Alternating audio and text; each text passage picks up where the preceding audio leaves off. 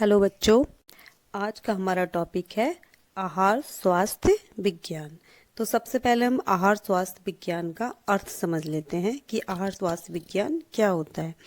तो देखिए, आहार का एक सिंपल सा कार्य तो हमारा भूख को शांत करना होता है। जो आहार का एक सिंपल कार्य, साधारण सा कार्य समझा जाता है, वो होता है आहार का कि व्यक्ति की भूख को शांत करना।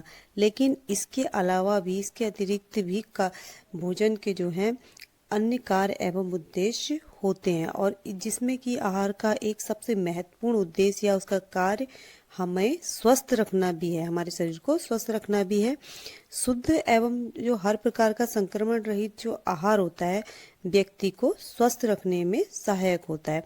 और आहार को शुद्ध एवं प्रदूषण रहित रखने के लिए जो विभिन्न तरह के उपाय या तरीके अपनाए जाते हैं, जो सावधानियां रखनी पड़ती हैं, इसके लिए आहार संबंधी जो खाद्य सामग्री होती है, उसकी प्राप्ति के स्रोत से लेकर कि मतलब कहाँ से आहार प्राप्त हो रहा है, उसके जो प्राप्ति के स्रोत हैं, वहां से लेकर आहार जो सेवन किया जाता है, मतलब आहार जो उपभोग किया, आहार को जो खाया जाता है या शरीर के अंदर ग्रहण किया जाता है, आहार सेवन तक की जो पूरी प्रोसेस है, पूरी प्रक्रिया पर ध्यान रखना पड़ता है कि किसी भी स्तर पर आहार संदूषण नहीं होना चाहिए। आहार एवं जो खाद्य सामग्री को संदूषित होने से बचाने के जो उपाय होते हैं, यानी जो भी तरीके हम अपनाते हैं, हम अपने आहार को संदूषित से मतलब है आहार को कीटाणु रहित बनाने के लिए, बैक्टीरिया मुक्त बनाने के लिए, ये एक स्वस्थ भोजन प्राप्ति के लिए, या आहार या खाद्य सामग्री को संदूषित होने से बचाने के जो भी उपाय हैं, उनके व्यवस्थित ज्ञान को आहार स्वास्थ्य विज्ञान कहा जाता है।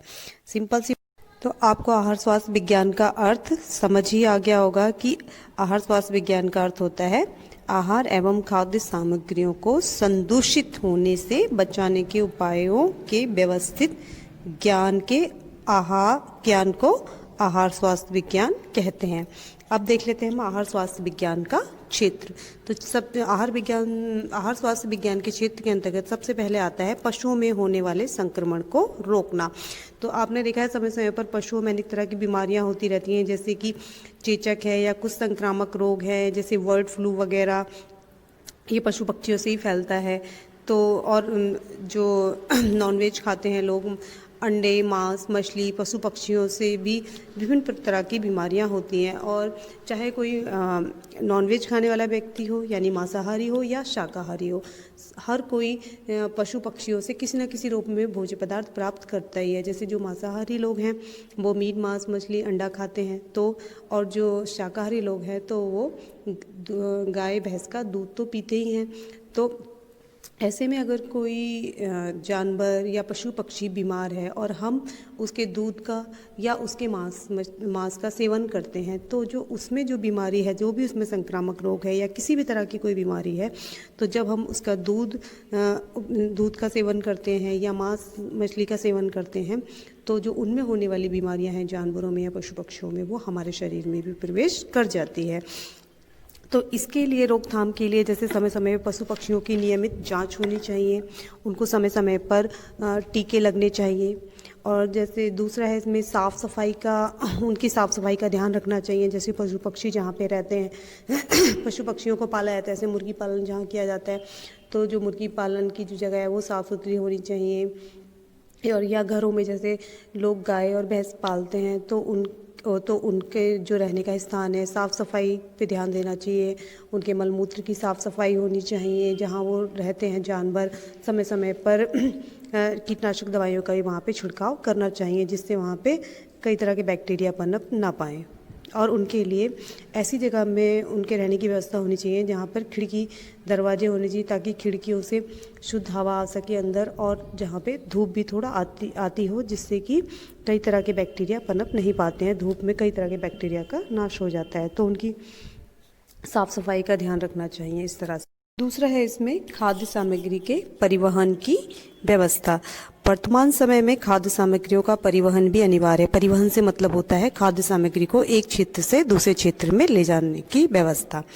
तो इस स्थिति में आहार स्वास्थ्य विज्ञान का सुझाव है कि खाद्य सामग्रियों के परिवहन में हर तरह की सावधानियां रखनी चाहिए, जैसे कि जिससे कि जो खाद्य सामग्री है वह दूषित या संक्रमित ना होने पाए।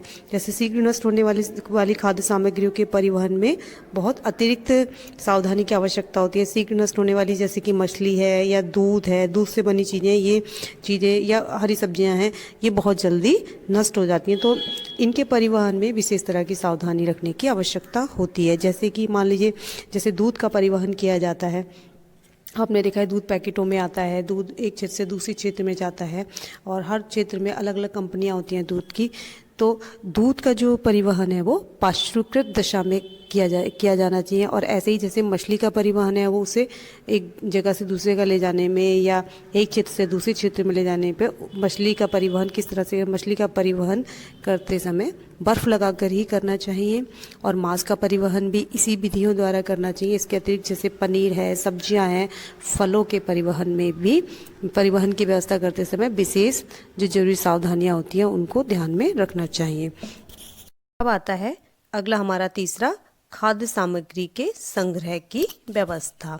अब आहार को साफ स्वच्छ बनाए रखने के लिए आहार के संग्रह की भी जो व्यवस्था होती है वो अच्छी होनी चाहिए। संग्रह से मतलब होता है खाद्य सामग्री को लंबे समय तक सुरक्षित बनाने के लिए उसको एक सही सी जगह या साफ सुथरे जगह या सही तरीके से उसको लंबे समय तक सुरक्षित रखना, एकत्र करके। संग्रह का मतलब इकट्ठा करके उसको रखना। तो खाद्य सामग्री को ज़्यादा समय तक यूज करने के लिए हमें खाद्य सामग्री को संग्रह करके भी रखना होता है। और अगर खाद्य सामग्री का संग्रह जो है वो सही तरीके से ना किया जाए तो जल्द ही जो खाद्य सामग्री होती है वो खराब हो जाती है, दूषित हो जाती है, जिसमें कि फल, सब्जियां, दूध, मांस, मछली और गुथा हुआ जो आटा होता है, ये सबसे जल्दी चीज़ें खराब होती हैं। तो इन खाद्य सामग्रियों को अच्छी तरह पकाकर ढक कर रखना चाहिए और इसके अलावा इन्हें मक्खियों, कॉकरोच, चूहों आदि से बचा के रखना चाहिए।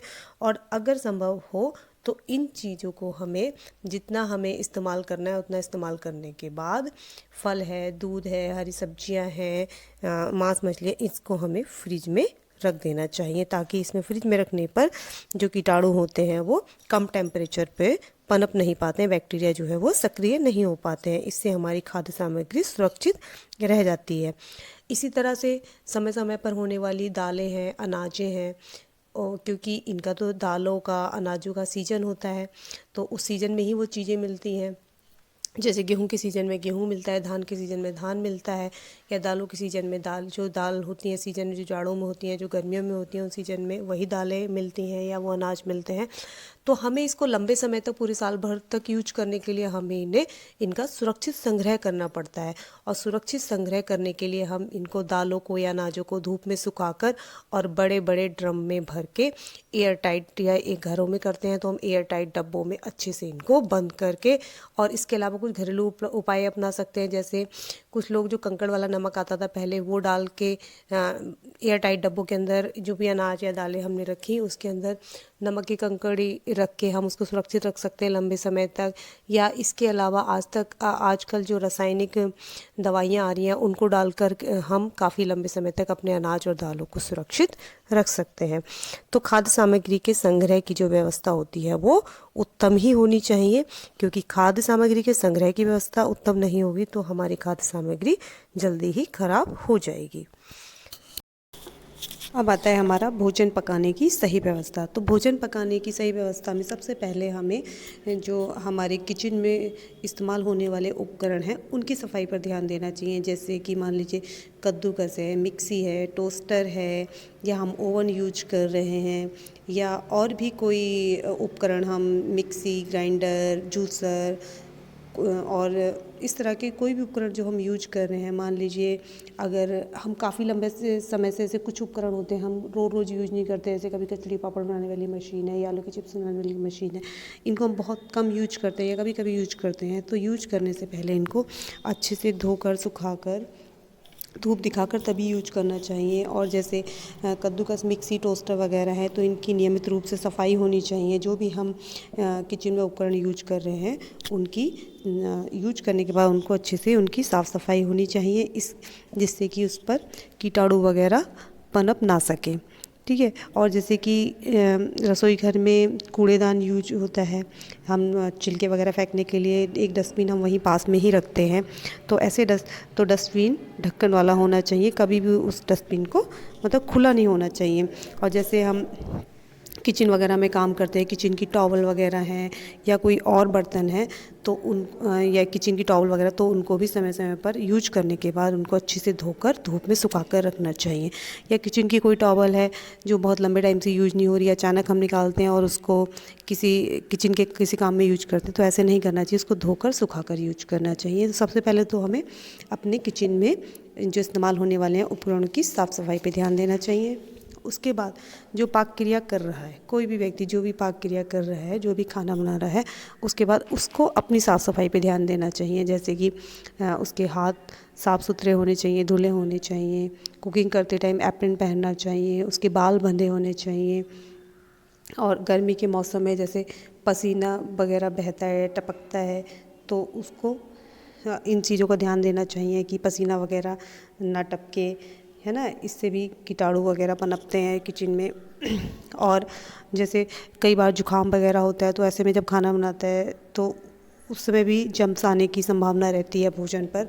तो इस तरह से जो भी खाना बनाता है या पाक क्रिया करता है, तो उसको भी इन चीज़ों का ध्यान देना चाहिए। अगला है इसमें बर्तनों की साफ़ सफाई एवं रख रखाव। फिर जो भी हम पाक क्रिया करते समय बर्तन यूज कर रहे हैं, तो जो भी बर्तन है हम उसको बर्तन से मान लीजिए जैसे कोई भी बर्तन हम यूज करें, कई बर्तन इस टाइप के होते हैं, जैसे बीच से चटके होते हैं या टूटे हुए होते हैं या फिर अंदर की ओर धंसे पे होते हैं। तो ऐसे में क्या होता है, इनके बीच में गंदगी जमा होती रहती है। और इन जब बर्तनों को हम जब साफ़ करते हैं, एक तो हमारे हाथ में लगने का डर रहता है, दूसरा इसमें से जो बर्तनों में गंदगी जमा हो जाती है वो भी ढंग से साफ़ सफाई उसकी नहीं हो पाती। इसके अलावा जैसे पीतल और तावे के बर्तन हैं, इनका भी विशेष रूप से ख्याल और रख रखाव और साफ़ सफाई की इनको आवश्यकता होती है, क्योंकि पीतल के बर्तनों में जो भी खाद्य सामग्री पकाई जाती है वो बहुत जल्दी विषैली हो जाती है अगर उसे ज़्यादा समय तक पीतल के बर्तन में रखी है, या फिर पीतल के बर्तन की साफ़ सफाई ढंग से नहीं होती है। तो इस प्रकार के पीतल के बर्तन यूज करने में जो खाद्य सामग्री होती है, अगर ढंग से साफ़ सफाई नहीं होती है, तो जो भी खाद्य सामग्री उसमें पकाई जाती है उसमें विषैले होने की संभावना रहती है। जैसे और पीतल के बर्तनों में खट्टे अगर हम भोज्य पदार्थ पकाते हैं तो उसमें रासायनिक परिवर्तन हो जाता है, जिससे कि वो भोजन विषाक्त हो जाता है। तो बर्तनों की साफ़ सफाई और रख रखाव का भी भोजन पकाने की सही व्यवस्था में इसमें ध्यान रखना चाहिए कि हम भोजन पकाते समय कौन से बर्तन यूज कर रहे हैं और बर्तन हमारे कैसे हैं, बर्तनों की नियमित साफ़ सफाई हो रही है या नहीं। जैसे दरारों वगैरह में गंदगी भर जाती है तो उनको भी नियमित रूप से साफ़ करना चाहिए। अगला है इसमें भोजन परोसने की सही व्यवस्था। अब भोजन पकाने तक ही सीमित नहीं है, इसके बाद भोजन पकाने के बाद भोजन परोसने की भी सही व्यवस्था होनी चाहिए। जैसे कि जब हम भोजन परोस रहे हैं तो भोजन जहाँ पर हम परोस रहे हैं वो स्थान सबसे ज़्यादा साफ़ सुथरा होना चाहिए। कि भोजन परोसने में सबसे पहले बर्तनों और उपकरणों की सफाई का ध्यान रखना चाहिए। फिर जिस स्थान पर भोजन जो परोसा जा रहा है, वो मेज है या चौकी है, जो भी है, वह स्थान साफ़ और धूल और गंदगी से रहित होना चाहिए। उसके अलावा बर्तनों एवं उपकरणों की सफाई के अतिरिक्त कुछ अन्य सावधानियाँ भी रखनी आवश्यक होती हैं। जैसे कि हो सके तो भोजन परोसने में हाथों द्वारा खाद्य सामग्री को नहीं उठाना चाहिए। हाथों की बजाय जो चम्मच है या करछी है या चमचा है बड़ा, उसे इन बर्तनों को यूज करना चाहिए भोजन परोसने के लिए। साफ़ उपकरण जैसे कि मैंने बताया भी, चम्मच है, कलछी है, पौनी है, चिमटी आदि को ही अपनाना चाहिए। जो व्यक्ति भोजन परोस रहा है उसे भी कुछ बातों को ध्यान रखना चाहिए कि जैसे भोजन परोसने वाले व्यक्ति को अपनी शारीरिक सफाई का विशेष ध्यान रखना चाहिए। जैसे उस समय बाल बंधे होने चाहिए, नाखून कटे होने चाहिए और साफ़ होने चाहिए।